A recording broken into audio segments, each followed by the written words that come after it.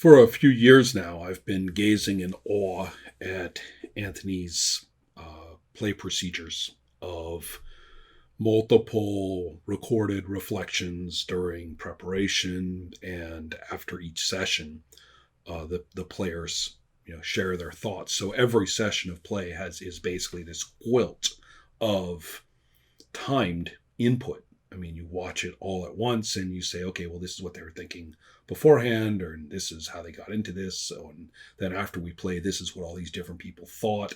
And it's cool that they're recorded without consulting one another. So you're getting these really independent reflections on play. Anyway, it's really extensive, and I've often sort of gazed in awe at the amount, the sheer amount of input by everyone. Well, I have to do my part, of course. So we've played our first session, part of the pilot of our Star Trek Adventures game. And I have sort of felt my way into my Lieutenant Korsakov. As you recall, I was a little concerned that he was a little too nuanced. And looking back, I could actually have just taken sort of the tough guy approach from the beginning. And still, though, the fact that he is at the moment of the bridge crew, arguably the one who's sort of the most established of the bunch.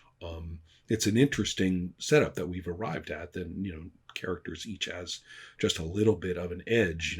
Ensign Yang is competent, certainly, and motivated, certainly, and fortunately got a nice failed role at the very first outset, so that his greenness could actually come into play, be sort of an observed fact of introduction that, here he is ready to go, and he means it, but, can this kid really hack it?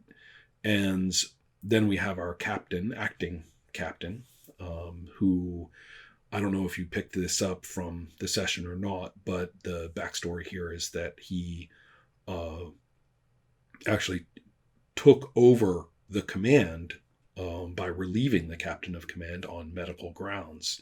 And so we bring the ship back, under those circumstances. And he was all set to say, okay, had to do that, bring us another captain or whatever. However, they're going to rearrange, the crew. And then we have to get sent out immediately on this emergency. So here he is, still acting captain.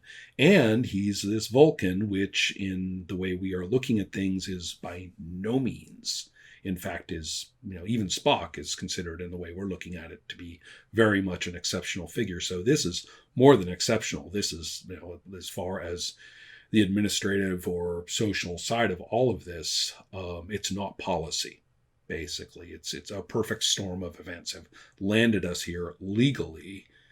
Procedurally, we ended up here, but nobody actually said, hey, let's have this Vulcan be a captain.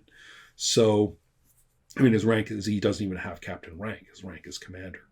So we're zooming along there. Anthony decides to turn the heat up on that by providing another alien as a major crew member, again through a very similar perfect storm of wasn't planning to work out this way. He was just going to be there on an assistant internship to the medical officer. But guess what? The medical officer is now the acting captain. So guess what, intern?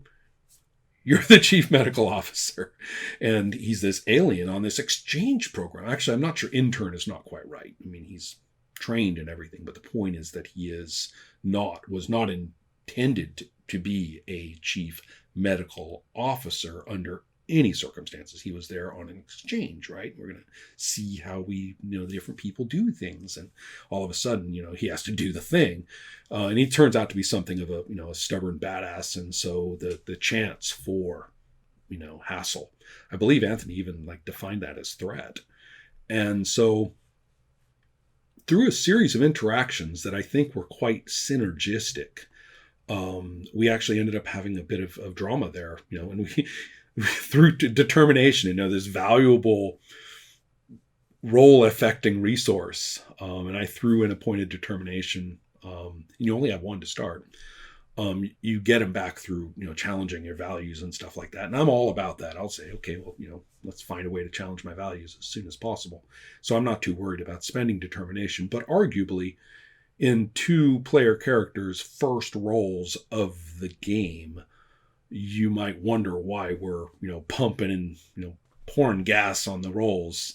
And again, it just kind of worked out as very important. All of a sudden, it was very clear ethnic strife could break out and be an ongoing hassle on this ship right now if the captain doesn't basically get his shit together. The acting captain has to actually be the captain, set an example and set expectations, and do this. And we're hardly out. We're not even out of dry dock yet, hardly.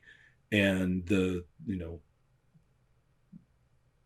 Joe's character has to really step up at that level. I mean, it's almost like the 1960s, acting. It's all in the face. It's all in the camera work, the glance, the low incidental music, without, suddenly blaring trumpets in your ear. And all of a sudden you're like, oh shit, this was a defining moment. These guys, there's tensions that they are grappling with here, and this is how they've decided to handle it. And all of a sudden I felt like, bring it on, right?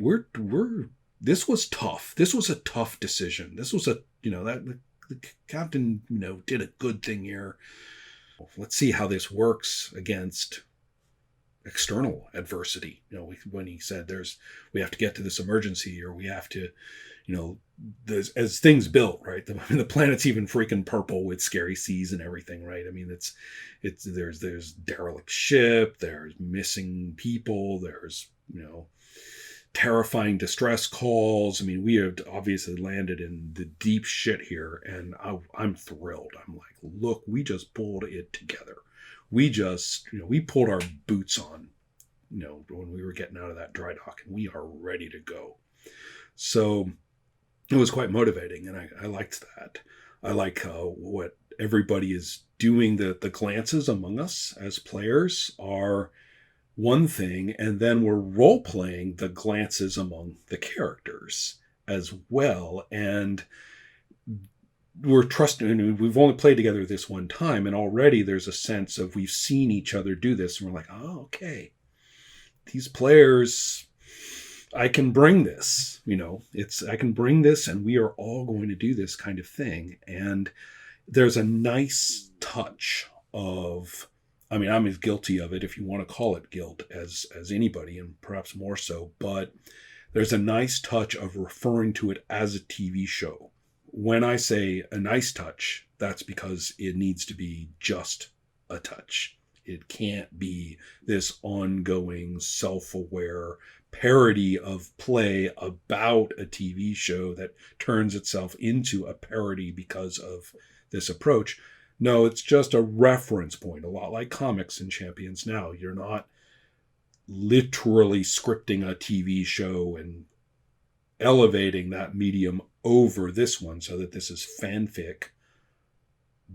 No, we are referring to that idiom, and we are making use of its properties as a creative constraint and a means of inspiration and expression. And I think everybody on the screen, as you see it,